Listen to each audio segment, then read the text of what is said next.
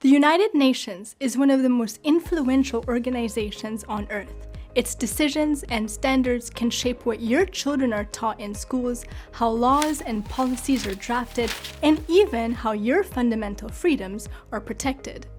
Founded in 1945, the UN is an intergovernmental organization composed of 193 member states. Its stated purpose is to maintain peace, promote cooperation among nations, and advance respect for human rights. At the United Nations, governments negotiate resolutions and other documents in bodies such as the General Assembly and the Human Rights Council.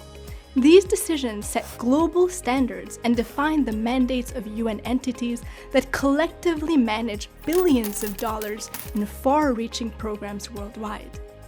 Even when UN decisions are not legally binding, they carry enormous political weight. UN reports, guidelines, and declarations are increasingly cited by national legislators, courts, and policymakers. In practice, what happens at the UN often trickles down into domestic law and everyday life with little public awareness and input. That is why engagement at the UN matters. So how does ADF International engage? As the only organization of its kind with a permanent presence in New York and in Geneva, the UN's two principal hubs for human rights decision-making, our team operates across all key UN fora and mechanisms. We engage directly with diplomats, UN officials, and civil society partners to shape key debates and decisions affecting free speech, parental rights, the family, religious freedom, and the sanctity of life. We provide high-quality legal and strategic support to decision-makers so that they are equipped to advance our generational wins.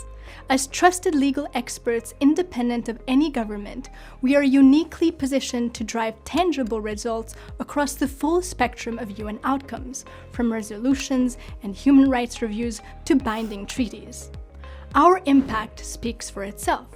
We successfully advised diplomats negotiating the recently adopted pandemic treaty at the World Health Organization to remove dangerous censorship provisions that threatened free speech.